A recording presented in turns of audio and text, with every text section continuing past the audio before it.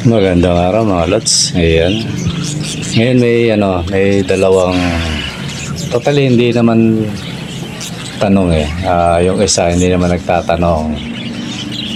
Si Aaron Aguirre. Yan. Sabi niya, Lods, pakita mo naman ang nest box mo, Lods, sabi niya. Kasi pinakita natin yung mga inakay, pero yung labas ng nest box hindi. Ayan, papakita natin yan. Tapos yung isang nagtatanong, Lods, paano malalaman kung rainbow kits ang alaga mo? Paano po ba mag-ID? Salamat po, sabi niya sa sagot. Ayan ang sasagutin natin mga Lods. At tuloy pa rin ang lapol natin. Nga, tuloy ang lapol. let it, bang, bang. Magandang araw mga Lods. Ayan, dito na naman tayo sa ating ibunan. Ngayon may dalawang isang nagtatanong at saka isang gustong makakita. Ayan, gano'n na lang mga Lods. Mga duda si Lods baka kung saan lang kulang pinipictures yung ano yan Lods, authentic yan, kaya hindi ko inaano kasi pangit yung aviary natin eh. Pero kung mo request mo, di pakita natin ano ba basa nito? Dongsel, yan. Dongsel 05. Sabi niya, Lods, paano malalaman kung rainbow yung alaga mo? Yan. So, yun yung dalawang ano. Totally kayo mga Lods, pwede naman kayo magtanong. Di sagutin natin. Nagiging Bisaya na tuloy ako. Sagutin natin ayon dun sa alam natin mga Lods. At saka sa experience. Tapos, yung iba, kung minsan na binabatayan ko libro. Pag wala tayo, no, libro yung binabatayan ko mga Lods. Ganun lang yung ano natin. Although, hindi ko sinasabing masyadong accurate yung aking sagot mga Lods ha. Pero at least naman, matututo kayo kahit paano. So, bago natin sagutin yung mga yon mga idol, ano muna, salamat sa mga patuloy na sumasali mga Lods. Kasi may ano kaninang umaga tsaka kagabi. Ayan. Ito babanggitin ko yung mga pangalan nyo uli. Kung hindi nabanggit yung pangalan nyo, mag-text kayo kagad. Kasi pag hindi kayo nag-text tapos nabola ito na hindi kayo kumikibo, disqualified din yan mga Lods. Hindi ko rin sasagutin kasi sabi ko nga, kaya ko ina-announce kasi siyempre medyo busy tayo ngayon mga Lods. Marami tayong ito nga, naayos natin yung channel natin. Baka mamaya hindi kayo kumikibo ano yun mga Lods, alam nyo nang hindi ko natawag, hindi kayo kumikibo, iaano ko rin yun. Kaya ko tinatawag yung mga pangalan yung mga Lods para maiwasan natin yung pagkakamali. Kung magkamali man ako, at least nandiyan kayo para yan nyo kung nagkamali ako. Ganito yan mga Lods. Sana babanggitin ko isa-isa yung mga sumali ngayon. Si Mel Ordoña 6 na entry, Jom Aguirre 3 entry. Totally si Mel Ordoña kaya naging 6, nagdagdag siya mga Lods. Tapos si Donghe Mato, yan 6 din. Larry Ganancial, ito malaki si Lods. Sana lahat ganito no. 9 na entry. Alex Tamayo 3 entry. Si Gian Michael Lebrila yan 3 entry. Alexander Canlas Marcelino yan 3. Densky Paracali 6 yan. Tapos si CH Blue Falcon yan. Totally sinashoutout ko kayong lahat yan. Lahat ng binanggit ko, shoutout sa inyo lahat. Pero itong huli si CH Blue Falcon talagang nagano siya, sabi niya, Lods pa shoutout naman. Yan. CH Blue Falcon, shoutout sa iyo idol. Totally to si Blue Falcon, nakapunta na dito yan mga Lods. Kaso nabura ko na yung yung picture niya nagpa-picture kami nito, nakamas nga lang siya. Nabura ko na, pasensya ka na Lods, na lang, pangalan na lang yung ilalagay ko sa sa screen.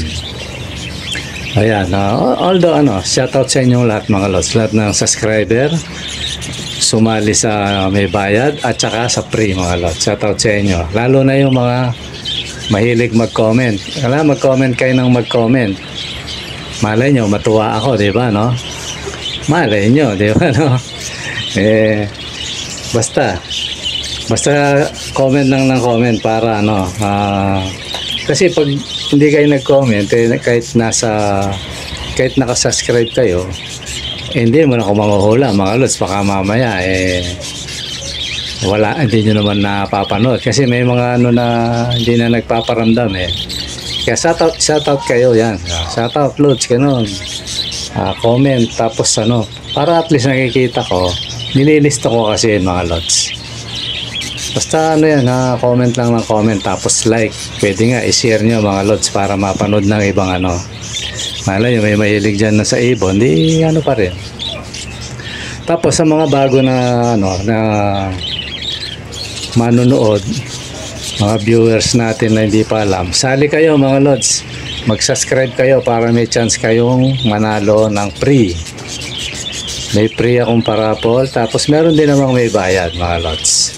So ulitin ko ang panalo, Crimino, Lutino, yan mga red eye yan Crimino, Lutino, Dilute, Spangle, Dominant, tag nito, Opaline, basta yung mga kung ano yung nakikita nyo, yan, bibigay ko yung mga mutation na yan mga lods. Yan, maaaring yung Spangle, green siya o blue, ganon. Tapos Opaline yan, kasi may nagbugang Opaline, puro Opaline na mga blue, kaya yan, possible totally hindi possible. Yan yung mga ibibigay ko sa mananalo dun sa may bayad. Sinisiguro ko sa inyo, pag ito napanalunan nyo, wala na kayong hahanapin, marami na kayong may bibreed na iba't ibang klaseng mutation mga lods, mga solid na to, kaya medyo tinaasan natin ng konti lang naman mga lods, para naman masulit kahit konti, at least ito naman pampatukan ng ating mga alaga mga lods. So sana sali kayo, pati nasa libre dyan, sali na kayo para maibola na natin. Totally yung sumasali nasa siyam, 9 person, pero meron naman tumayang tig dalawang may tag 200, may tag 300, pag isa lang yung 300, so 100 gano'n. Kasi ang dyan, ang 100, tatlong entry na yon. Ibig sabihin, tatlo yung pangalan sa raffle. Yan, para mabola na natin to mga lods. At sana, damating ang araw na ito, puro libre na mga idol. Kaya, suportahan lang mga lods. Okay mga lods, iwan na natin yon. At ngayon, dako tayo dun sa siguro iyon ako na yung yung tawag na ito. Yung nagre-request na ipakita yung mga nest box. Ito, pinapauna ko na mga lods Maliban sa mga nakapunta dito, yung aviary natin, lang. Sabi nga sa Kapampangan boborokbok lang. Kumbaga sakyan ang tawag ng boborokbok. Kakarag-karag yan. Ganun lang yung natin, yung aviary natin mga lods. Yan, yan, yung nakikita nyo sa screen mga lods. Ganun lang kasimple. Total hindi ko na binuksan lahat kasi yung iba dyan naibaba ko na. Tapos yung iba medyo may maselo. Although napakita ko na nung isang araw. Totally ang bababa ngayon kung di ako nagkakamali, nasa 24 o 25. Dapat 27 yun mga lods. Nadali yung dalawa. Kasi nga hindi ko naasikaso. Ang ginagawa ko kasi mga lods, pinag-ihiwa-hiwalay ko yung magkakaparehas ang laki. Tetestingin ko, pag hindi inaway ng breeder, ilalagay ko yon magkakasinsukat, tapos kukunin ko yung maliliit niya, ilalagay ko na yung maliliit dun sa mga maliliit din na magkakasukat. Ganun ang ginagawa ko. So naiiwasan ko yung may mamatay. Pero ngayon, kung medyo na-busy tayo ng konti, ayun, may lang naman, dalawang inakay lang naman. Kaya lang hihinayin ako, lalaki na mga lods Yung isa nakababa na nga ng kaya lang hindi pa ganap. Ayun, nasungkit ng daga mga lods. Ulo yung nadali. Talagang naubos yung tuka niya. Halos di lang siya mailabas sa cage pero nasungkit. Kaya ginawa ko, naglason ako ng mga daga. Although may napatay na akong daga, bali 3 bubuit at saka 1 malaki. Yan. Wala na akong nakikita tayo ng daga, so ibig sabihin nadali natin siya. Yun na yung malaki na yon mga lods. Tapos yung isa naman na lutino pa naman yun, sayang, tapos ang laki ng size.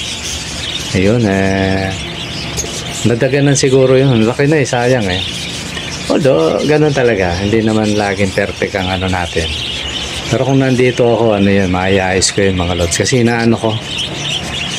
ina-arrange ko talaga para maiwasan yung magkadaganan. Yun ang kalimitan kinamamatay niyan, nadadaganan. So yan, siguro na lumagpas na yung yung yung video na na pinakita ko yung mga nest box. Sensya ka na lods kasi may may mga maselan dyan, although napakita ko na isang araw. Tsaka yung iba na ibaba ko na.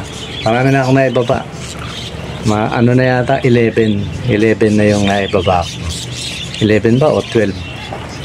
Ayun, mga lods. Tapos ang sunod naman, sino nga ba yung nabanggitin ko yung nagsasabi nun? Si Aaron Aguirre, yan.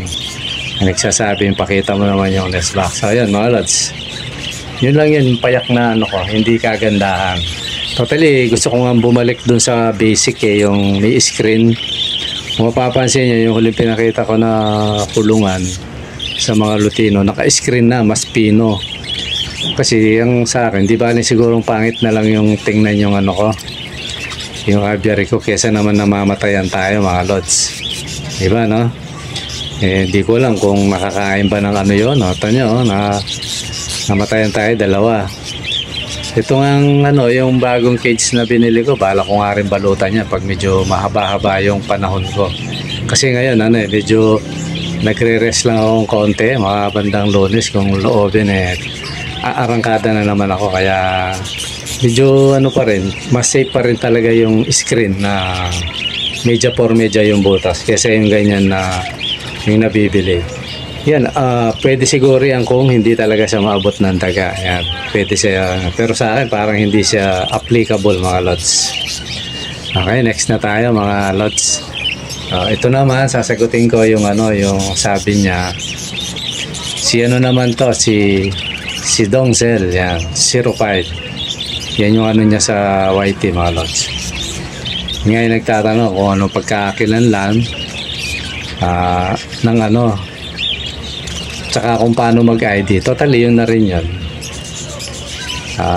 Totally yung mag-ID yun, medyo kung hindi ka familiar talaga, mahihirapan ka. Kaya kawawa naman ng Diyos siyempre may alaga tayo, pinagsanayan na natin kahit papano. Kaya kahit papano naman marunong na tayo mag-ID, basta sa parakit lang mga lods. Ayan. Pero hindi naman natin alam lahat pa yun kasi patuloy ang mutation niya. So ngayon ang sagot ko lods, totally sinagot ko na to sa sa chat. Pero sasagutin ko para sa iba kasi meron ding mga ganitong tanong Ngayon, ano ba ang pagkakakilanlan ng ng isang rainbow? Ayan. Una-una, para masabi mo ang pagkakakilanlan niyan, dapat yellow face. Ayan. Hindi pwede sabihin rainbow yan kung white face siya o kaya black face. Number 1, yellow face. Tapos ang identity dapat nasa kanya yung kategorya ng kulay ng rainbow. Sa ibon, yung kategorya ng rainbow dapat meron siyang blue. Ayan, dapat nakikita mo yung blue sa kanya. Tapos nakikita mo rin yung violet. Ayan. Although yung yellow, yun na nga yun, dapat yellow face siya, tapos meron din siya sa katawang dilaw. Green, yan. Andyan din yung kasi yung mga kulay na yan, minsan na siya, parang dilute siya, talagang malambot ng tingin. Nagalo-halo siya sa katawan niya. Yan, kagaya ng nakikita rin nyo sa screen. Tapos clear wing siya lods. Dapat clear wing siya. Wala siyang bahid kahit konti. Doon na tayo sa accurate na rainbow. Kasi totally, kung ako tatanungin nyo, kahit may batik ng konti yan, rainbow dapat yan eh. Pero doon na tayo sa para walang diskusyong maganap. So, yung mga batayan nila, sa kanila to pero kung ako, lalagyan ko ng percentage to eh. Pero kung ilalagay mo sa 100% na rainbow, yun, dapat ang pakpak niya o clear wing siya. Wala siyang spot kahit konti, mga lods. Kasi pag may spot siya kahit konti, hindi pwedeng tawaging yan. Sabi nila rainbow, o kaya pag FPG siya, hindi pwedeng tawaging rainbow. Bagamat yung iba, kino-consider nilang rainbow yun kung tuldok na lang o parang medyo may bahid ng konti, kino-consider nila. Pero kung talagang kukunin mo yung yung batayan nila, kasi kasi yung pang competition kasi, kaya ganon. So kung doon ka babata, dapat walang bangas talaga yan, clear na clear. Ang kategorya ng ng rainbow, dapat nasa kanya yung mga kulay na yun na binanggit ko. Tapos clear wing yan. Wala, kahit sa buntot wala siyang malinis talaga. Yan ang yan ang batayan kung paano mag-ID ng rainbow. Sana nasagot ko yung mo, Lods, kasi yan. Malaking diskusyon niya kasi may tinatawag ding Japanese rainbow. Diba, Ngayon, kung gusto mo malaman yung Japanese rainbow, meron akong video dyan. Hanapin mo na lang sa sa aking i-search mo na lang. Pasok ka sa channel ko, search mo Japanese rainbow. Yan. Tapos meron din dyan kung paano ko pinapaliwanag yon ayon sa yung palagay na natin sarili kong batayan, kasi ginamitan ko ng percentage. Nandyan din yun. Kaya lang iba hindi tanggap. Kaya yung sagot mo, Lods, kumbaga sagot ng pang-international yan. Hindi lang pang-sport, sabi nga ni pang-international pa. Kaya gano'n, mga Lods. So yun ang batayan ng pagiging rainbow, mga Lods, yung binanggit ko. Kaya kung may ganyan kang ibon, rin yan, tingnan mo mabuti. Kasi ang panggagalingan ng rainbow sa ngayon, maraming klase. Pwede kang makakreate ng rainbow sa spangle. Although mas madali nga yan, Lods. Kaya lang hanapin mo. Nandyan lang yung sa yung sa mga files ng video ko. Yung pinapaliwanag ko yung mga rainbow na yan. Ayan, mga Lods, siguro sana nakatulong sa inyo yung yung aking sagot. At kung may mga tanong kayo na patungkol sa kits yan, sagutin natin ayon doon sa naintindihan natin, kasi hindi naman tayo perfect, mga Lods. Tapos yan, yung patuloy kong ginagamot, yung Scalmite. Hindi ko kasi ma-video, mga Lods, kasi walang taga-video. Dahil yung ibon malikot, kinakagat nga ako kasi siguro nasasaktan kasi may sugat na nga yung paa. Pero pag may time ako, ulihin ko yun, pilitin kong ma-video siya, mga Lods. Tingnan na, 3 sila eh. Tingnan natin kung mag-improve sila. Kasi dati meron akong may ibon akong ganon, may Scalmite. Hindi ko alam kung ano yun. Pumapayat na siya, tapos kamot ng kamot, parang may bulutong lang sa mukha, sa paa, laki na ng paa. Hindi ko alam, kaya yun, namatay ang ibon. Si si Ibana. Kung i-research nyo yung i-type nyo lang Ibana, makikita nyo napakagandang ibon. Kaya tinawag ko siyang Ibana siya, white bull na parakeets, tapos malaki. Anak siguro ng budget yun. Malaki siya, big size. Napakabait pa namang ibon. Kaya lang, hindi natin pa alam nung panahon na yon. Kaya yun, nadali si Ibana. Kaya kayo, mga Lods, kung may mga kayo sa ibon, nakikita nyo, observe kayo lagi nyo tinititigan yung ibon nyo. Baka mamaya may sakit na yan, hindi nyo alam. Para at least malay nyo, makatulong itong pagdidiscuss natin. Diba, no? Itong mga tanong na to, may mga nagtatanong. Tapos masagasaan din yung mga problema nyo o mga tanong nyo. Ganun lang mga lods. Ano yan, huwag kayo mahiyang magtanong mga lods. Wala namang bayad dyan. Ganun lang tayo rito mga lods. Hindi naman tayo yung ano eh, yung komedyanteng ano eh, ginagamit niya yung pag daw may problema ka sa panlasa.